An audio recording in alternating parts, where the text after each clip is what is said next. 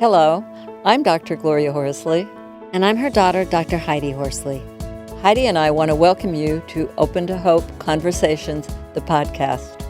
We believe that the greatest gift you can give yourself after a loss is hope, using this moment to connect with others who have not only survived but thrived. So let's get started.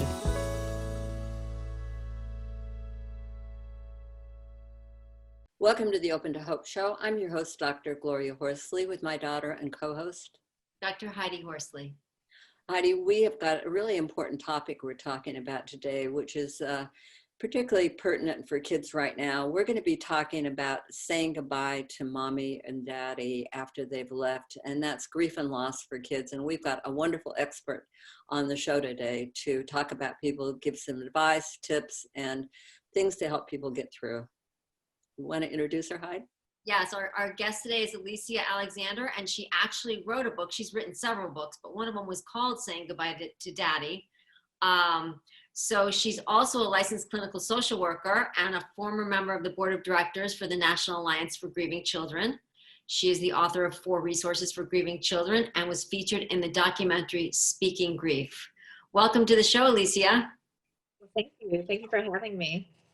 So great to have you on it, and an important topic. You know, I know that you specialize in at-risk children, and what do you consider in the grief and loss world to be children who are at risk?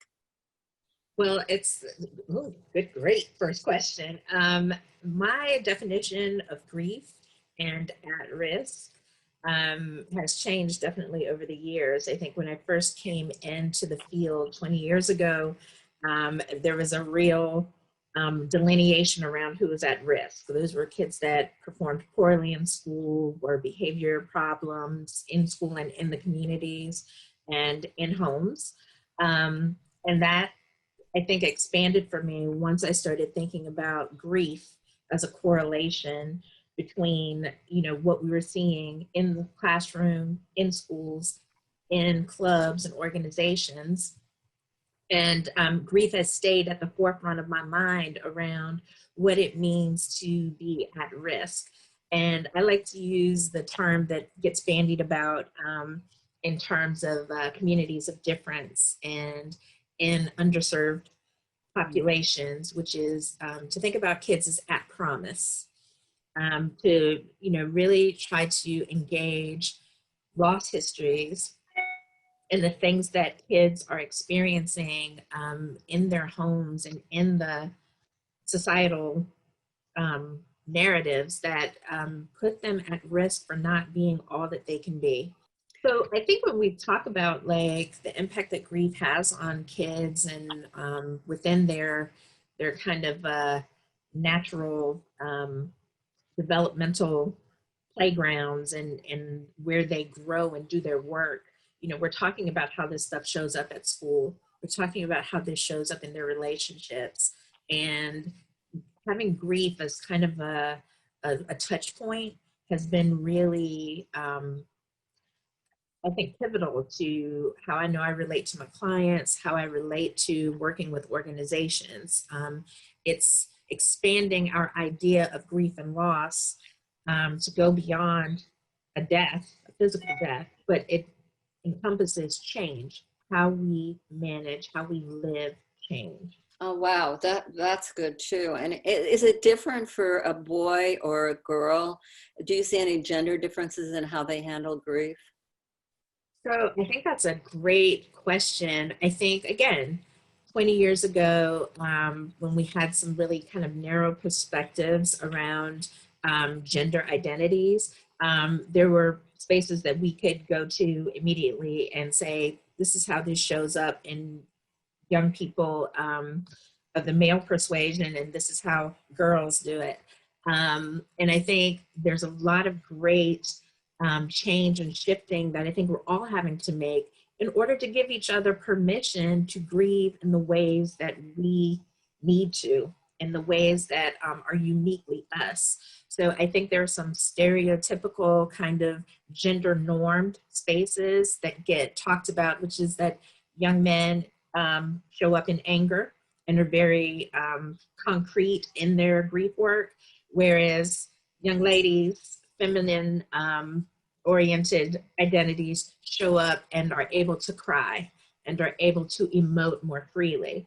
I think that understanding still exists and persists, but I think that if we're going to be inclusive and really give each other permission around the work of grief and the journey of grief, we do need to broaden that perspective so that it includes all responses. It includes not so much a heteronormative space, but it gives permission for our young men to emote. It gives them somewhere else to go beyond anger. And it gives our young ladies a space to do their work, to own anger, if you will, to expand on that. Yeah. Do you see any difference in losing a mom as compared to losing a dad? And are there different challenges?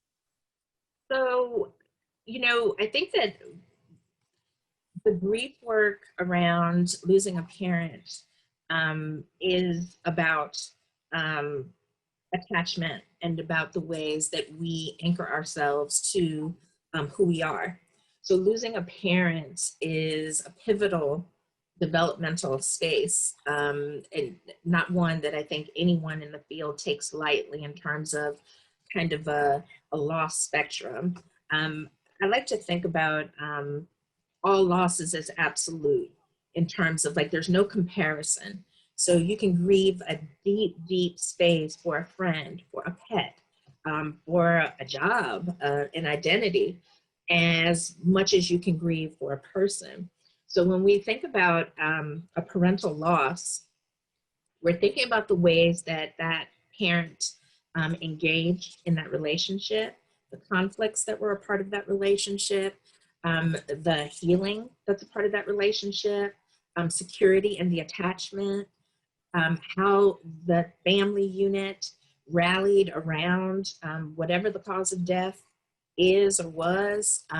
There are lots of factors that go into, I think, any grief response, but parentally, it's just the acknowledgement that losing a parent is hard. Right. And Alesia, I worked with children at the New York Fire Department who lost fathers in the World Trade Center for 10 years. Right. And Yes. what we found is that these dads were very involved in their kids' lives. Their wives worked full time. They only worked 2/24s, so 2 days a week, and they were home with the kids full time, the other 5. And so they took a big parenting role with the children. So, the relationship was fairly significant as far as the time spent. But like you said, there's a lot of factors that go into the relationship between a parent and the children. And the kids really, obviously it's hard to lose a parent regardless of any situation. But in this situation, they were just used to having their dad home with them full time. Yes. Well, and I think that, anytime, because we talk a lot in communities of difference about abandonment and for parents grieving a parent that hasn't been around. Mm-hmm. And so there's a real space around grieving role. Mm-hmm. So, even what comes up for divorce is, okay, here I am with the parent that's, has primary custody. What do I do with these feelings? What do I do with Mother's Day? What do I do with Father's Day? What do I do with having to split my time, split my, almost your allegiance? All of those things come up. I think a parent death calls up some of those same spaces. There's the kind of this is the club you don't want to be in. Mm-hmm. And there's a lot of identity reorganization and realignment around what does it mean to be fatherless? What does it mean to be motherless? And particularly in communities of difference, there's a push towards a belief in a stereotype that, families aren't intact and that there aren't fathers in the home and there aren't,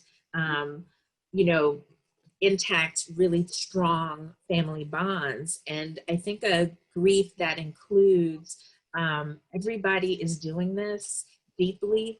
We're connecting beyond roles. We're connecting to almost who's left in a deep way. And anytime those bonds are interrupted or disrupted, it's significant.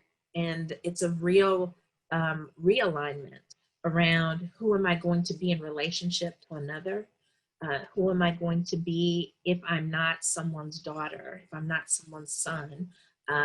What does it even mean to be that if you don't have a template for it? So that search, that journey around who am I now in the face of this loss is a real pivotal theme. So there can be a loss of identity. Absolutely. Actually. And like you said, a realignment of, okay, who am I now without my father? Who am I now without my mother? Who am I now Absolutely. without the person that raised me, whoever that might be? Absolutely. Grandparents, uncles, aunts. Like you said, there's a lot of people that you can live with that can fill some of those roles that can die. Well, fill it, but never replace it. And Right. I think that's the word, right? Which is that we are learning how vulnerable we all are around loss when it comes to, continuing a bond or creating a, a new narrative for ourselves, because grief requires us to. Is that what children and teens need? Do they need to create it? I mean, how do you help them? What do they need? It sounds like a new narrative is part of the healing process. So I like to start with parents telling the truth about who our people are. And I've couched this in a lot of different ways, but what I land on, and in particular, I'm living right now in my own home. My daughter has just lost her father. And what I am leaning on heavily is, what's the truth of our love story? What's the truth of the disconnects over the years? And how do I frame for her how amazing her father was and how free she is to love him, remember him, and honor him in whatever way feels good for her. And not having to worry about a response from me in the negative or in some way trying to edit or drive that narrative. And I think so many of us on the well-intentioned kind of focus, like railroad our kids' stories and our kids' love stories with their person. And with a parental loss, I think it's really, really important to dial that back and to lean back so that you can hear the questions, you can hear the discrepancies, you can gently move in whatever that narrative is so that they get a real picture of who their parent was. I love call this, it. and I also love that you're giving them the space to grieve, because what I've seen in their own way is sometimes there is almost I want to say a competition about whose loss is worse. So, I go back to that space of like, grief isn't a competition because we're all going to be in the game, right? So like, there is a very real kind of awareness around. I'm not so sure that anyone ever intended for us to get quantitative in it. It's straight feeling. It's straight like, this hurts. This is huge. This is changing all of us. This is unexpected, whatever the adjectives are for you. And just being able to sit in it, be in it, and companion people in it, I think is the response. I think it's so important to have people just walk with you in it. They don't have to muck in it. I mean, if you've got little kids, come in and take care of them. Take people shopping, mow the lawn, whatever. But that's what I love about working with kids in this, is they do it so much better than we do. It's pure, it's unadulterated, it's straight in the, I see that you need this hug. There's no, pretense around it. It's like, here's this picture, here's part of my cookie. Like there's this just straight basic need around, I still want to connect. Even though we've both lost in this moment, even though I don't understand everything that's going on around me, I still just want to connect. And I think that is one of the amazing spaces that, children's grief teaches us. And I think that if adults leaned into that template, we would all be so much better at this than we are. Well, and the other thing I see with the death of a parent is sometimes the spouse get so upset that the child ends up having to take care of that person rather than being able to have their own grief. Sure. I always say that the kids are watching us.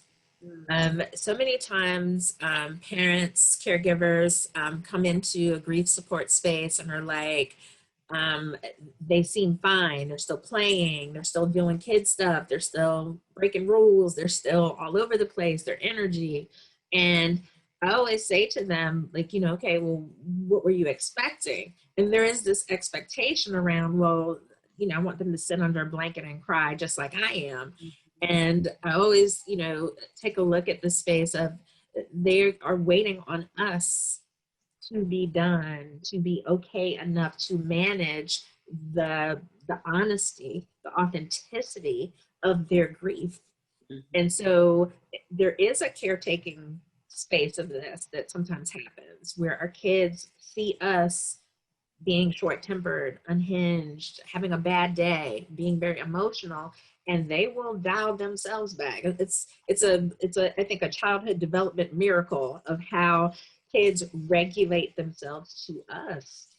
So I think a parent that is looking at how to parent their grieving child, there's a space around emoting and not hiding yourself away in your bedroom, but like you're sharing and communicating grief. You're giving your kids feeling words. You're creating a safe place for them to do the work with you and without you.